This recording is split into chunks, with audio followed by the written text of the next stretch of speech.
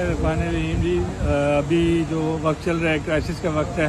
اللہ تعالیٰ ملک پاکستان کے حال میں رحم فرمائے۔ ابھی خدمت فاؤنڈیشن ابھی ہم سواں پل پہ موجود ہیں، ابھی ہم انشاءاللہ سواں گاؤں پہ جائیں گے جو فلڈ افیکٹو ایریا ہے، وہاں پر جا کے لوگوں کو دیکھیں گے ان کو مسائل کیا گھروں سے نکالنا ہے یا کسی والے سے ان کی ہیلپ چاہیے۔ اس سے پہلے ابھی ہم نالا نئی پہ موجود تھے، وہاں پہ 1122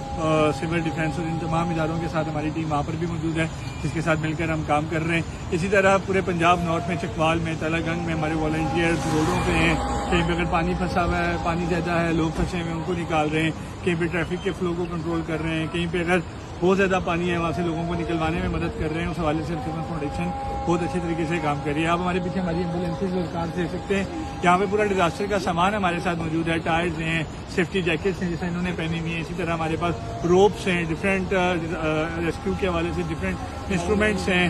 تمام چیزیں ہیں جن کے تحت ہم لوگوں کو ریسکیو کریں گے۔ اللہ تعالیٰ بس اس